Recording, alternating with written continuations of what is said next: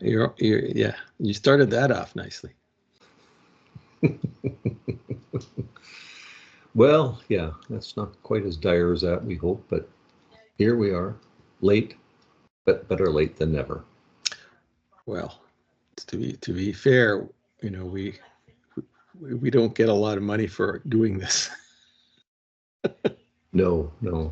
I think we're still waiting for our first royalty check, aren't we? Yes. A royalty. We already have royalty, but no check. Oh. That's true. Yeah. So today is a very auspicious. No, what's the word? Auspicious.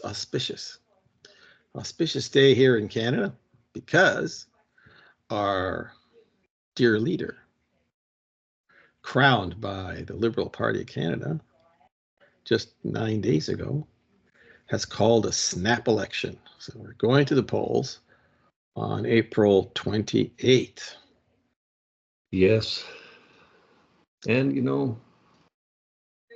in one way, I've been kind of looking forward to this, but in another way, I know we're in for the next 5 weeks of listening to attack ads and half-truths and mostly lies. Yes. How they're going to fix the problems of the world and make this a better place to live in, and maybe the unicorns will come back to life too. Who knows? Yes.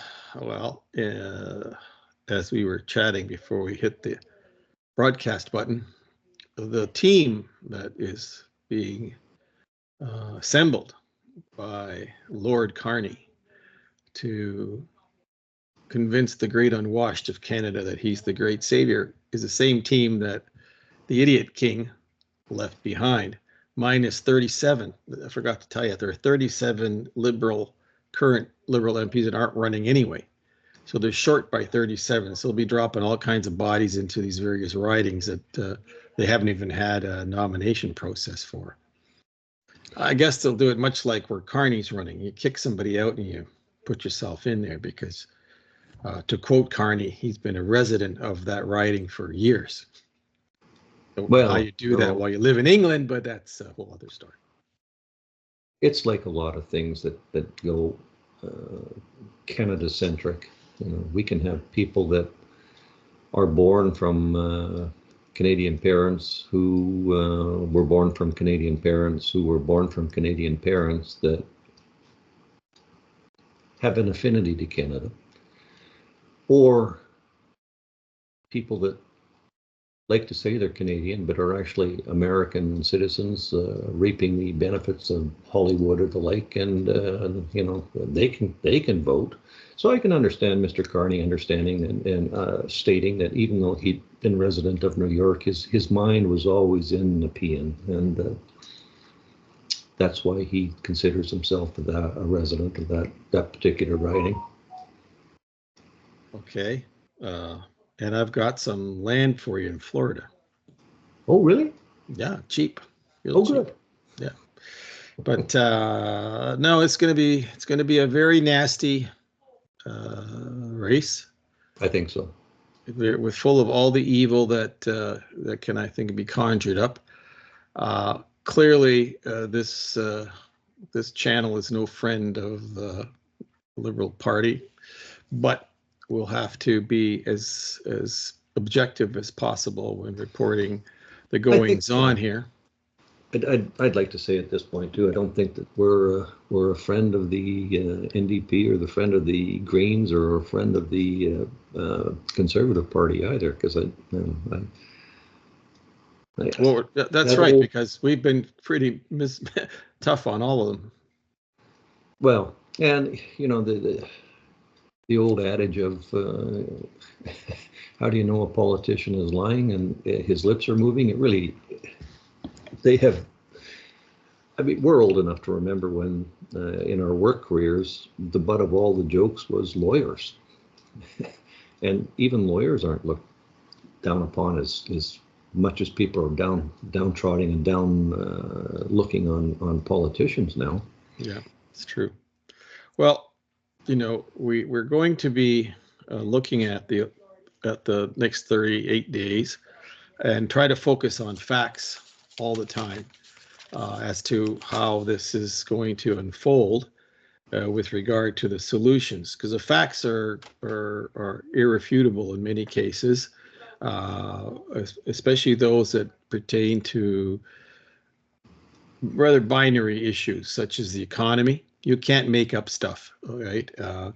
We're dead last. Sorry, we're one up from Luxembourg right now out of the OECD countries. Well, yes, that's true. And I think if you look at that, we are dead last because Luxembourg is a negative. That's right. They're a negative. But there's a chart put out by the OECD that covers the countries from Ireland to Luxembourg, all in between the EU 27 and the OECD. So from 2015 quarter one to 2014 quarter three, the leading growth per capita of all those countries. So you're looking at, 27 plus a few others. So let's say 40 countries that they're measuring. Ireland had a growth of 41.7%. Going down the chart, we have the United States grew by 18.2%. Canada grew by 1.4% in 10 years, sorry. 10 years, we grew by 1.4%. This isn't made up by Stats Canada or some political party. This is made up by the OECD, who has no vested interests, really. It reports the facts. And so if we're at the bottom of the heap here for growth, Mexico with a 3.2% growth rate is one up from us. But the big players, the ones that have done well, are Ireland, Poland, Turkey, Lithuania, Hungary, Latvia, Sweden, Croatia, Korea, Sweden. These are all 20 plus percentile growth rates. So they're doing way better than for us to be literally dead last is it's just despicable, frankly. Yeah. Well, and again, going down to politics, I did see something on one of the media feeds today, and it was an individual who was talking about our voting laws in Canada. And I think it ties into this whole thing that, we have all this made up stuff that we're doing well and we're one of the best OECD countries and we're doing this and we're doing that. But if you come to a voting station in Canada and you don't have identification to support the fact that you're entitled to vote, all you need is somebody to vouch for you. Sure. And, we've had commissions to say that there's been no electoral interference. And apparently there's been clips removed from the internet on things about CISA saying, well, that's not true, and we have this proof. And, I don't know where I'm going with this, but it just, it's all part and parcel. The whole thing is that we have to look out for ourselves. If we hear something negative, we have to determine whether that really is negative or whether it's just being fed to us. We as voters and the populace have to start looking a little more carefully at what we're listening to. Is this an AI generated feed? Is it factual? Is there any element of truth to it? I think we're quite lazy on that we listen to something and we form an opinion around it, and okay, that's the mode that we're going to deal with it. And well, I think it's actually worse than that, Bob. I think we listen to the noise and not the message. That's a Canadian thing here, where there's all kinds of stuff. When the whole tariff thing came out, which by the way hasn't happened and won't happen until May 2nd. Not a darn thing has happened since all that discussion started 2 months ago. All right, no plants moved, no tariffs were imposed, but Canada leadership set its hair on fire and was running around crazy talk. And basically, I think if you're looking at it from outside, you're going, why is this election all about Donald Trump? This election it's got nothing to do with 10 years of mismanagement of the economy, of the social structure, the dissemination or the disbandment of traditional institutional programs and organizations. We're not going to talk. We're going to talk about Donald Trump. Well, Donald Trump doesn't get a vote in this country. He's not the person running. Let me begin with that. The other thing is that in Washington, we're not the number one issue on the political agenda. Okay, most people in Canada seem to think that all the senators and Congress people, all they do is talk about what Donald Trump said about Canada. They could care less for the vast majority of those people. You might get the odd one who shows up on CBC or CTV, but that's about it. Okay, Donald Trump has been trolling the former prime minister. He's now gone. He doesn't even know who Mark Carney is or cares. Mark Carney says, I'm not even going to talk to him until he apologizes to Canadians. This is a guy who's not been elected to anything yet. All right. So it's that this obsession with Trump derangement syndrome. Am I looking at? I don't know if you saw that they have people in Ottawa. But this is this morning's news, standing in front of a Tesla dealership, talking about how Elon Musk has to be kicked out of the Doge business because it's bad for the U.S. And I'm thinking, these people must think they're already in the 51st state, because, standing in front of a Tesla dealership and protesting Doge in Ottawa, Canada, makes no sense. But it may be because a couple of days before that, some moron went out and spray painted the American embassy in Ottawa with red paint because there was something about the climate change policies of the U.S. just doesn't match. Anyway, they arrested this lunatic woman, spray painting the front of the building. But I mean, this TDS thing really is a problem in this country. I'm not. Look, the trolling of Trudeau, it's over. It's done. Okay. Now these two characters, the main players in this election, and we're going to hold them to the facts over the next couple of weeks when we do our broadcast. I don't care what Trump says. Tell me what you're going to do and show me what your record is. Because the record of the Trudeau regime in Carney, which is Trudeau 2.0, is very easy. Okay, we have scandal after scandal. We have spending all over the place. We have one screw up after the next. And the chart that we were referring to, which will be available to our readers, listeners on our X account, is just that's the problem. We're dead last. Okay, what are you talking about? So again, forget the noise, the background, the CTVs and the subsidized media that's in the back pocket, clearly, of the government, because this is like Prov to Canada. Again, that's a fact. They are subsidized. We're not making up a story here. The federal government takes taxpayer money and gives it to multi-billion-dollar corporations to subsidize their news, papers, their broadcast stations, TV, radio. The question is, why would you do that? What kind of free press do you have when the government gives them money? Well, you have a free press that is going to say whatever the government wants you to say, because they're not going to bite the hands that feed them. But my question is, why does a company like Bell Media, a billion-dollar corporation, need taxpayers' money to keep CTV News on the air? Well, I think it's a typical Canadian thing, and we both know a colleague that was from our Maritimes branch that basically said that the people in the Maritimes will vote whoever buys them the best lunch. And I think that we have this whole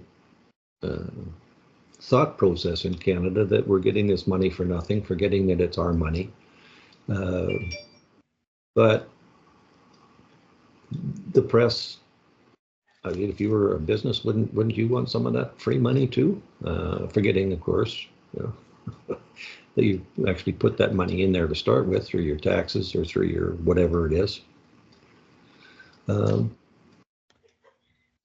Anecdotally, I went on a business trip once, and I came back and turned the rental car in, and the rental car had a very, very small little chip in the window because it was winter time, and I went by a snowplow that threw a little rock up, and just an infinitesimal little crack in the window. And I told them about it, and they said, "Oh, well, it's going to cost you extra." I said, "Well, why is it going to cost me extra?" "Well, we have to take that car out of service and get that window replaced." To which I said, "Well, if I hadn't told you about it, you would never have seen it. It's that small and that insignificant. It's not in the driver's line of view. There isn't a crack across the way. Well, it's immaterial. We have to take." So my next question to them was, "Do you not do proper maintenance?" "Well, of course we do." Well, I said, "Well, why can't you fix the window when you do the next maintenance on that vehicle? You can't tell me that the distance between maintenance is well, that's just not the way we do things." Well, I had a huge lineup of people standing behind me by that time, and we're all listening quite intently. And I said, "Well, go ahead. I really don't care. Put another $100, put $200, take $500, do whatever you want because it's your money." And I think that's what, you get the media people forgetting that it is their money. We had the leader of the wannabe prime minister's office telling us that he would support the government if it hadn't been dissolved recently because he wanted to make sure that the workers were going to be protected because of the tariff things. Again, buying people off with their own money. Yeah, so well, that's where this whole thing comes from. Yeah, and it's forgotten in Canada because we're thin-skinned. Let's face it, we are as a country very thin-skinned when it comes to any criticism, particularly from Washington and from the U.S., especially vis-a-vis Trump. But I don't think people really grasp that the tariff thing is not aimed at Canada. On April 2nd, it's worldwide. Mm-hmm. Okay, so again, listen to the signal, don't listen to the noise. Mm-hmm. Because the people in Ireland and Australia and in Kenya and wherever are going to be faced with exactly the same change in policy that the Trump administration is bringing out. Now, how we respond to that is going to be a little different in other countries who haven't put all their eggs in one basket like we did, because 9/10 of all our trade is with one country. Yeah. Okay, which you cannot. That's right, and it's been historical. And if you don't like it, don't go to Walmart or Costco or any other places that look just the same as they do in the U.S. This is what we're going to be told by various politicians, two in particular, how we're going to open up markets in Europe and Asia just over. Well, we're not going to do that overnight. Okay, it's not going to happen. We're also not going to stop trading with the United States overnight. That's not going to happen unless you all want to live in caves and freeze in the dark. So, and as I said, the next 6 weeks is going to be really something for us to. It really is the election of the century, I think, for Canada, because if we do the same thing we've been doing for the last 10 years, don't expect different results. Okay, Mr. Carney, who's probably a nice guy, is nothing more than Trudeau 2.0. Okay, he has the same team, same players, and he's making all sorts of commentary in 9 days that he's been named leader that he has no authority to do. He's signing away money. As you brought up earlier in the pre-production, Bob, where does he get the authority to give $100 million to Ukraine? Like, there's no parliament. Moreover, the fiscal year in Canada ends on the 31st of March at midnight. So on the 1st of April, there has to be a budget, which basically pays the bills from the bureaucrats on down. We checked with AI, and there's never been an election that happened during that turnover. So there's really no precedent for how do you keep the machinery running fiscally when you don't have a parliament that can actually vote on a budget, because that parliament will not sit until sometime after the 28th of April. That means there's a whole month that will pass with essentially what orders in council to spend money they don't have. Where's this going to come from? It's really an unprecedented situation. Yeah. And while maybe Carney's a banker, and we may borrow money all over hell's half acres to pay for this, because maybe he knows how to do that. But I don't, the machinery to do this, and then so let's just, for the sake of argument. So 1st of April comes along, this so-called government that's still on the books spends all kinds of money or borrows all kinds of, because they got to pay to keep the services going, but they don't win the election. Okay. So what does the Prime Minister Poilievre do when he's got a great big bill that he has to pay for? How does that work? So we've got some serious things going on here. We've mentioned that before in our broadcast, that particularly under the previous Prime Minister, if there was an election held, that the new Prime Minister, whatever party that would be, yep, other than Liberal, would come in and find out that old Mother Hubbard's cupboard had more in it than what he's going to find or she was going to find. Yes. And that's going to be the same case here, even worse. Well, okay, look, we said we're just going to do a little teaser here today. And a teaser. I do have this annoying itch somewhere. That's right. Well, we're gonna be focusing on this for the next little while, and it may not be as often as we do every 2 weeks. So we may do this just for our listeners. We may do this more ad hoc as issues come up. Come about. Yeah, because this is very interesting, I think, for Canadians in particular, and for our American viewers and listeners. They'll kind of get an insight as to how you run an election in 38 days instead of 2 years. I think, as I said to our listeners, particularly in America, when they were going through this voting process, and I'll say it to our Canadian listeners as well, do your research, do your homework. I don't care who you vote for, get out and vote, because you may not think that it matters for your one little vote, but it could sure be significant in the overall scheme of things. Indeed, particularly this one. This, in fact, for our Southern viewers, listeners, pals, colleagues, this impacts you as well, because there's going to be changes coming one way or the other. Yeah. So for those of you on the northern border, for sure, states. Yeah. And so what we're going to do is we're going to keep an eye on this. If something comes up, like you see on your TV news alert, we'll do that. We'll come up with if certain issues or debates come up, we'll throw our 2 cents in. Remember, we're going to be fact-based as much as possible. Of course, we do have our own opinions. We're not robots. But as it stands right now, we have interesting times, for sure. Yes, that old Chinese proverb is becoming very, very relevant to our day-to-day business here. Absolutely. So for the 23rd of March, episode 9, season 4, we say adios, muchachos, and we'll see you soon. Yeah, and don't forget to hit the like button. And the like button. Change, buy us a coffee.